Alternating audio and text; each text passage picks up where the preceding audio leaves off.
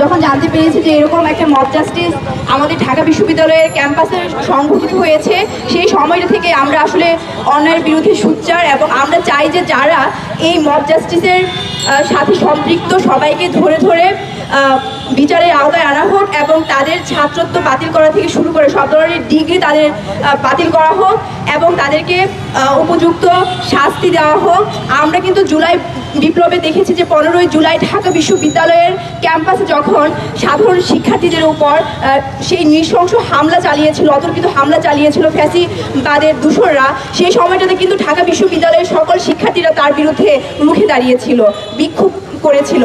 কিন্তু আজকে এই স্বাধীন বাংলায় আমরা বলি যে আমরা দ্বিতীয় স্বাধীনতা পেয়েছি, সেখানে এসে যখন ঢাকা বিশ্ববিদ্যালয়ের মতো সর্বোচ্চ বিদ্যাপীঠের শিক্ষার্থীরা এরকম মব জাস্টিসের মতো একটা ন্যাক্কারজনক ঘটনার সাক্ষী হয়, সেই ব্যাপারটা আসলে খুবই দুঃখজনক এবং আমরা এটা তীব্র নিন্দা জানাচ্ছি।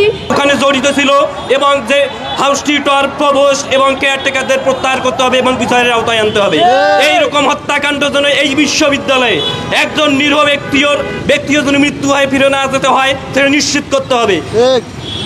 এবং আমাদের সাংবাদিক বন্ধুদেরকে বলবো, এই যে হত্যাকাণ্ড হচ্ছে, বিভিন্ন জায়গায় মব জাস্টিসের নামে হত্যাকাণ্ড হচ্ছে, বিভিন্ন মতামত থাকবে, তাকে বিচার করার জন্য আদালত আছে, আইন আছে, পুলিশ আছে, প্রশাসন আছে।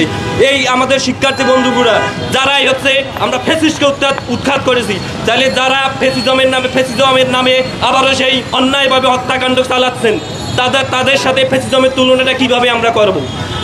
আমরা একটা ফ্যাসিস্ট সরকারকে পতন ঘটিয়েছি, ফ্যাসিস্ট সিস্টেমকে আমরা উৎখাত করব। কিন্তু আপনারা যদি এই মব জাস্টিসের নামে বিভিন্ন মতাদর্শের এবং বিভিন্ন নিরীহ মানুষকে হত্যা করেন, তাহলে আমাদের যে জুলাই বিপ্লব আছে, জুলাই বিপ্লবকে আপনারাই ম্লান করে দিবেন বন্ধুগণ।